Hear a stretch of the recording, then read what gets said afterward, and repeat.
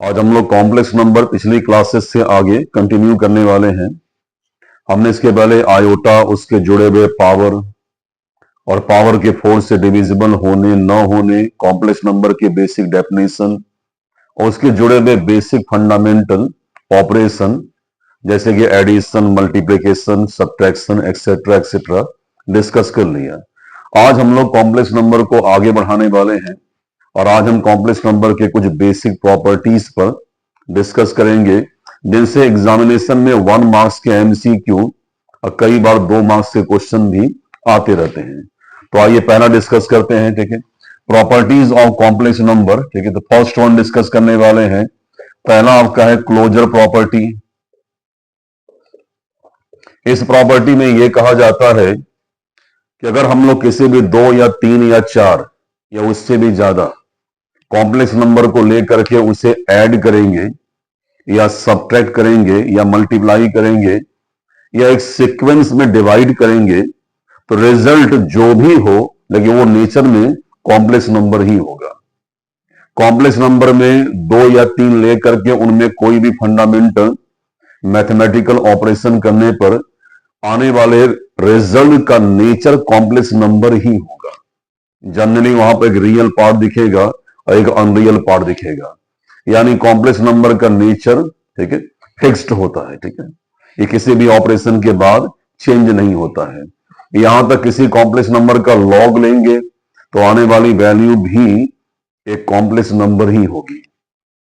अगर आप किसी कॉम्प्लेक्स नंबर को बेस ई पर लेंगे या किसी भी रियल नंबर के बेस पर लेंगे और जब वो सॉल्व करेंगे तो आने वाले अंतिम रिजल्ट का नेचर भी कॉम्प्लेक्स नंबर होगा। हाँ, वहां ऐसा हो सकता है कि कभी कभी उसका रियल पार्ट 0 हो या कभी कभी उसका अनरियल पार्ट 0 हो। तो इस प्रॉपर्टी क्लोजर में यही कहा जाता है कि 2 या 2 से ज्यादा कॉम्प्लेक्स नंबर पर किसी ऑपरेशन के बाद आने वाले रिजल्ट का नेचर भी एक कॉम्प्लेक्स नंबर ही होता है। ठीक है, अब आइए सेकंड की बात करते हैं। ठीक है, सेकंड में क्या है कि कॉम्प्लेक्स नंबर का एडिशन जो होता है ये कॉम्यूटेटिव होता है। एडिशन कॉम्प्लेक्स नंबर कॉम्यूटेटिव होता है 2 कॉम्प्लेक्स नंबर के मल्टीप्लीकेशन या ठीक है एडिशन पर।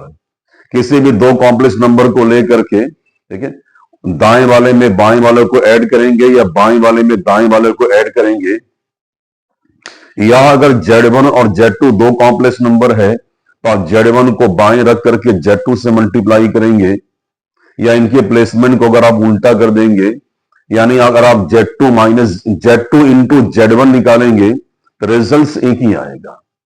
तो कॉम्प्लेक्स नंबर कॉम्यूटेटिव है। ठीक है, एडिशन और मल्टीप्लिकेशन में कौन सा कॉम्प्लेक्स नंबर आपने किस परमुटेशन में किस ऑर्डर में लिया है इस बात का कोई इंपॉर्टेंस नहीं है, रिजल्ट्स हमेशा एक आते हैं।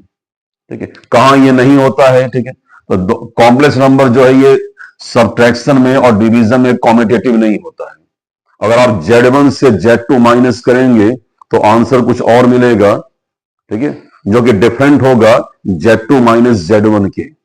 वही बात यहां भी लागू होती है। ठीक है, Z1 अपॉन Z2 का रिजल्ट कभी भी सिमिलर नहीं होगा Z2 अपॉन Z1 के, यानी कॉम्प्लेक्स नंबर ठीक है बिल्कुल कॉम्यूटेटिव नहीं होते हैं रिगार्डिंग डिवीजन और सब्ट्रैक्शन।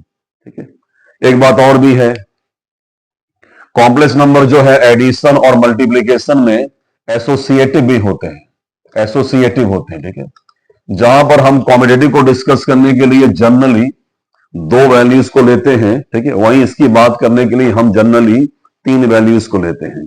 यहां पर यह कहा जा रहा है अगर Z1, Z2 और Z3 3 कॉम्प्लेक्स नंबर हैं तो इन तीनों के एसोसिएटिव एडिशन में और मल्टीप्लिकेशन में होने का मतलब यह है कि अगर आप Z1 और Z2 को ऐड करके एक नया कॉम्प्लेक्स नंबर ठीक है प्रोड्यूस कर देंगे और उस नए कॉम्प्लेक्स नंबर में अगर आप Z3 को ऐड करेंगे तो जो रिजल्ट्स आएगा ठीक है वो उसके बराबर होगा अगर आप Z1 में पहले Z3 को ऐड कर दें और इसके रिजल्टेंट कॉम्प्लेक्स नंबर में ठीक है अगर आप Z2 को ऐड करेंगे तो रिजल्ट्स आपका सेम आएगा। ठीक है, तो कॉम्प्लेक्स नंबर ठीक है ना केवल कॉम्यूटेटिव होते हैं एडिशन और मल्टीप्लिकेशन में, बल्कि ये एसोसिएटिव भी होते हैं, यानी कोई भी किसी के साथ एसोसिएट करे, कंपनी बनावे, साथ में ऑपरेट करे, पहले करे बाद में करे, इनका रिजल्ट्स एक रहता है। ठीक है, ठीक है। रिगार्डिंग मल्टीप्लीकेशन, ठीक है, Z1 और Z3 को मल्टीप्लाई करने के बाद फिर आने वाले प्रोडक्ट में Z2 से जब मल्टीप्लाई करेंगे तो रिजल्ट्स बिल्कुल सिमिलर होगा उस समय भी जब आप Z2 और Z3 को पहले मल्टीप्लाई करके बाद में Z1 से उसके रिजल्ट्स में मल्टीप्लाई करेंगे। ठीक है, हाँ, ऐसी कोई प्रॉपर्टी, ठीक है, डिवीजन और सब्ट्रैक्शन के रिगार्डिंग एग्जिस्ट करती ही नहीं है। ये केवल और केवल एडिशन और मल्टीप्लिकेशन पर ही इंप्लीमेंट होते हैं। तो यहां तक ये बात बच्चों क्लियर है। मैं इसके आगे चलता हूं। ठीक है, और सभी का फिर से स्वागत मेरे चैनल पर मैथ्स वाइब आरपी पर। ठीक है, आगे बढ़ते हम लोग, ठीक है, कुछ और करते हैं। ठीक है, आइए नंबर थर्ड की बात करते हैं।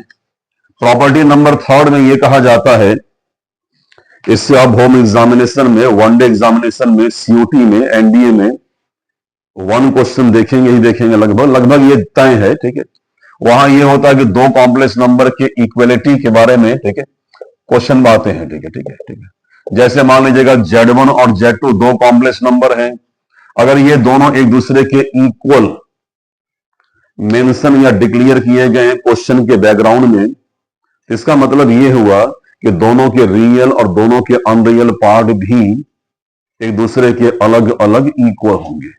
आप जानते हैं दो कॉम्प्लेक्स नंबर के रियल और अनरियल पार्ट के एक दूसरे के अलग अलग इक्वल होने पर वे कॉम्प्लेक्स नंबर इक्वल ही स्टेब्लिश हो जाते हैं। तो वही बात यहां पर आ रही है। ठीक है, जैसे मान लीजिएगा Z1 एक कॉम्प्लेक्स नंबर है जिसकी वैल्यू है x-3 प्लस आई, ठीक है, y, और Z2 एक और कॉम्प्लेक्स नंबर है, इसकी वैल्यू है -9 प्लस -9, ठीक है, -9 माइनस 4i, ठीक है, या i4, ठीक है, या 4i, ठीक है, ठीक है। और ये दोनों कॉम्प्लेक्स नंबर इक्वल, ठीक है, डिक्लेयर किए गए हैं। हमें ऐसे कंडीशन में x और y की वैल्यू फाइंड आउट करनी है। ठीक है, आप जानते ही हैं किसी भी दो कॉम्प्लेक्स नंबर में sign of equality, equal to का साइन होने का मतलब है कि उनके रियल को और अनरियल को अलग अलग हम इक्वल, ठीक है, इक्वेट करेंगे। ठीक है, तो आइए करते हैं।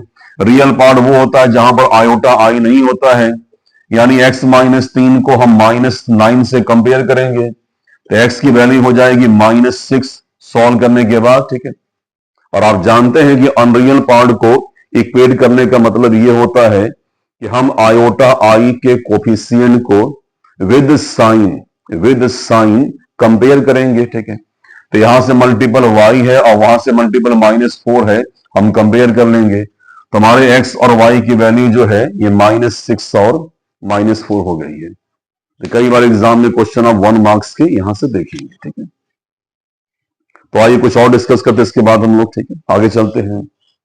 प्रॉपर्टी नंबर 4 ये होती है कि जब किसी कॉम्प्लेक्स नंबर को जीरो मेंशन किया जाता है, इसका मतलब यह होता है कि उस कॉम्प्लेक्स नंबर का रियल पार्ट भी और उसका इमेजिनरी पार्ट भी दोनों अलग अलग जीरो ही होगा। ठीक है, आप ऐसे भी जानते हैं कि जीरो भी एक कॉम्प्लेक्स नंबर माना जाता है। ठीक है, और जीरो एक ऐसा कॉम्प्लेक्स नंबर है जिसका रियल और इमेजिनरी दोनों पार्ट जीरो होता है।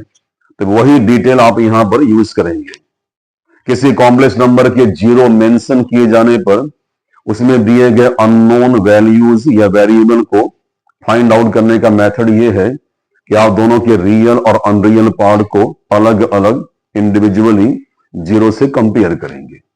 आइए क्वेश्चन देखते हैं। ठीक है, जैसे x² + 3, ठीक है, प्लस i, ठीक है, y² = 0। ठीक है, वी हैव टू फाइंड, ठीक है, हमें पता करना है एक्स वाई की वैल्यू। ठीक है, अगर ये कॉम्प्लेक्स नंबर के शेप में जीरो की इक्वल है तो जाहिर सी बात है हम सॉल्यूशन को स्टार्ट करने के लिए इसके रियल पार्ट को और बाद में इसके अनरियल पार्ट को भी, यानी आई के मल्टीपल को हम जीरो से, ठीक है, इक्वेट करेंगे। तो आइए कर लेते हैं। ठीक है,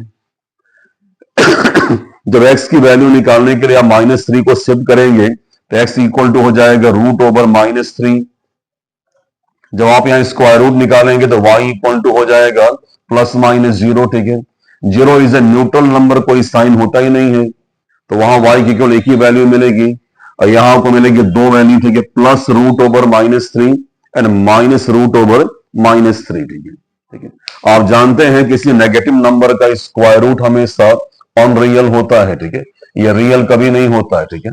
यानी ये जाहिर है कि y की वैल्यू एक ही मिलेगी और रियल है नेचर में, x की वैल्यू हाइपोथेटिकल है, इमेजिनरी है, क्योंकि ये नेगेटिव नंबर माइनस थ्री का स्क्वायर रूट है और x का स्क्वायर था, तो यहां पर x की आपको दो वैल्यू मिल रही है, एक क्या होगी plus root over minus three और दूसरा क्या होगा उसी का इक्वल लेकिन नेगेटिव साइन में, ठीक है।